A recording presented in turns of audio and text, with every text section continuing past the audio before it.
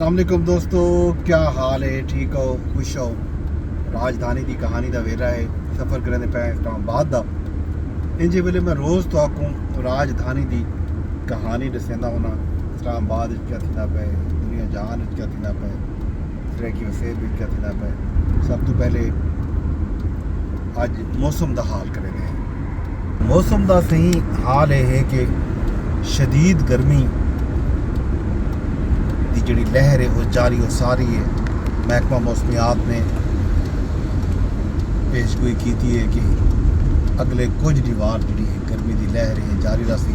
खास तौर पर तरक्की वसेब के जोड़े इलाके हैं तरक्की वसेब के उत्थां गर्मी जड़ा है वधनकार है वधसी। मैदानी इलाके शदीद गर्मी की लपेट च रासन। दर्जा हरारत में समझो 45 तो गिन के 50-51 तक फील लाइक तो भी समझो 51 फील लाइक होते। तो अज गाल करीजे डेरा गाजी खान दे विच गर्मी ई साल शदीद पई भाई। लोगों का आखना है कि उन्होंने अपने जोड़े मेरे हम उम्र लोग हैं उन्होंने ख्याल यह है कि सारी पूरी हयाती दे विच इतना गर्मी नहीं पई जेड़ी ई साल गर्मी पौधी पई है। तो मैं इस्लामाबाद का हाल लेवा तो इस्लामाबाद का हाल भी बिल्कुल इवें है। तो मुल्तान का हाल भी खास तौर पर जेड़े इलाके की गाल करो, लाहौर की गाल करो, मैदानी इलाके जिथा हैं उत्था ई साल जी गर्मी पौधी पई है उनकी मिसाल नहीं मिलती। हर कोई इो गाल करना पाए तो जाहिर है तरक्की वसेब के भी गर्मी शदीद है। बजट आने पैन विफाक अपना बजट पेश कर चुके, सूबे अपने बजट पेश करने पैन। खैबर पख्तूनख्वा कल अपना बजट पेश करे सी ते पंजाब जोड़ा है पहले 13 को पेश करना बजट हूँ उन्होंने नवी तारीख आ गई है। हूँ वज़ीर ख़जाना पंजाब ने है जो सारा बजट जोड़ा है हूँ 16 जून को पेश किया गया। सिंध का बजट भी सभा ही पेश थी। अगर सराइकी सूबा हो गया सराइकी वसेब अंज सूबा हो गया तो जाहिर है सराइकी का बजट भी सराइकी सूबे का बजट भी अंज पेश थी गया। NFC अवार्ड की गाल थी है वज़ीर ख़जाना साहब कल जोड़ा है NFC अवार्ड का रसेंदे पैन सूबे का हिस्सा रसेंदे पैन। उन हिस्से के मुताबिक सूबे के हिस्से के मुताबिक अगर सराइकी वसेब सराइकी सूबा अंज होंदा तो सारा जोड़ा हिस्सा वो बनया NFCH कौमी मालियाती अवार्ड के 1500 अरब रुपए जिया 15 खरब रुपए सराइकी वसेब का हिस्सा हा जोड़ा मिले हा अगर सराइकी वसेब अंज सूबा हो गया था। जाहिर सराइकी वसेब अंज सूबा हो गया तो ई शदीद गर्मी के डेरा गाजी खान दे पचादी पासों कोई सलमान के कल एक दोस्त गया वता पोस्ट रही है जो यकबाई ते जड़ा दर्जा हरारत है दोपहर को 12-1 बजे वो था 29 डिग्री सेंटीग्रेड हा यकबाई के उत्ते।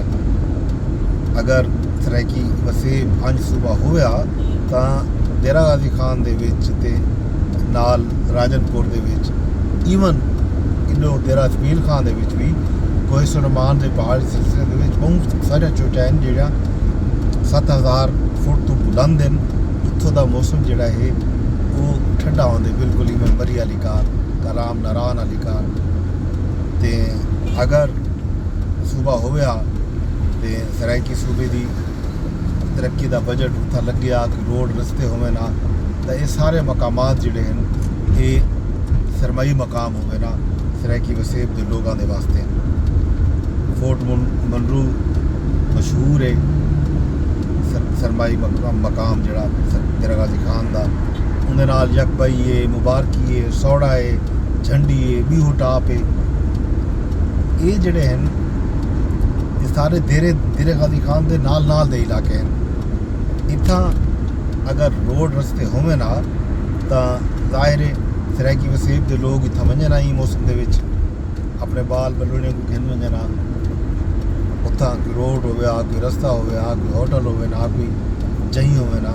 लेकिन बदकिस्मती ये है कि सिर ना सराइकी सूबा है तो ना ही असां इंतज़ामी तौर ते पंजाब दा हिस्सा है। पंजाब दी तरजीह दे विच तरक्की इलाका है ही कहना। पंजाब दा बजट लाहौर ते खड़ा लगदे जां लाहौर तो जिहड़ा बचदे खुजदे वो GT रोड दे जिहड़े बे अजला हन वो उत्थें ही थप्पी आंदन। सराइकी वसेब बिल्कुल तरजीह कोई नहीं पंजाब दे हाकमां दी तख्त लाहौर दी। ये गल्लों सराइकी इलाके दे आवाम को भावें उत्थां जेड़ा कौमां पे वसदन, जेड़े लोग पे वसदन, पठान पे वसदन, बलोच पे वसदन, पंजाबी पे वसदन, उर्दू स्पीकिंग पे वसदन, सारे दा हिको समा हक है। सारे मुतासिर थींदन। उन्हें सारे को मिल के आवाज़ चावनी पोसी अपने अंज सूबे वास्ते। ज़ाहिर है सराइकी सूबा बनसी तो उनका फ़ायदा छड़ा सराइकियां को ना थी। ज़ाहिर है उत्थां जेड़े लोग वसदे पैन पंजाबी हैं, भावें बलोच हैं, भावें पख्तून हैं, भावें उर्दू स्पीकिंग है, सारे का फ़ायदा है। ये गलों सराइकी सूबे वास्ते आवाज़ बुलंद करो। यक भाई मैं अज मौसम का हाल राजधानी जो दसा कि गर्मी शदीद ही मौसमियाती तब्दीली जी है वो खौफनाक हद तक अपने असरात दिखेनी पई है। ये हकीकत ही एक मनो आने वाले सालों के गर्मी की शिद्दत के भी इजाफा थी सी ते सर्दियों की शिद्दत भी वसी। मौसम शदीद तरीन थी वैसन और सारे को क्या उपाय क्या बचाव ऐसा कर सकते हैं। ये गल आवाज़ चाहनी चाहिए। अज तक मैं तेरे गाजी खान दे इलाके का दसा यकबाई की जी बुलंदी है वो है 7300 फुट, मुबारकी टॉप 7000 फुट, सोड़ा टॉप जी है उनकी 8000 फुट बुलंदी है जनाब। तो झंडी टॉप की बुलंदी भी 7500 फुट है। ये सारे चंगे इलाके हैं। इतना ज़ाहिर डिवेलपमेंट थी वे लोग गिनन अपना गर्मियाँ गुजारन बालें को गिन वजन। आवाज़ चाहो यार अपने सूबे वास्ते गाल करो। तो इन नाल राजधानी के विचों बाकी बजट दी खबरां हो सन। अज भी कल बजट पेश थी उन्हें KP का ते सिंध का। बाकी हाल वेले तो खैर खबरां खान साहब नाल मेल मुलाकातें दा खबरां भी सन। वो हाल वेला भी PTI के एहतजाज या गाली भी चल जावन अजे मैंने गल्ला बुरा क्या वो सारा गाली वो सारा खबर तो कुछ पाई दसो। अज राजधानी की कहानी दे विच इहो कुछ ते वेंदे वेंदे अरदास या करें कि जनाब अली तुसां ई विराग को लाजमी शेयर कर दिता करो तां जो ये आवाज़ तुम्हारी आवाज़ सारी आवाज़ लोगों तक पहुँच सके। तो कमेंट भी किया करो, सलाह भी दी करो ते नाल चैनल को लाजमी सबसक्राइब कर लो जो हाली तक तुसां चैनल सबसक्राइब नहीं किया तो।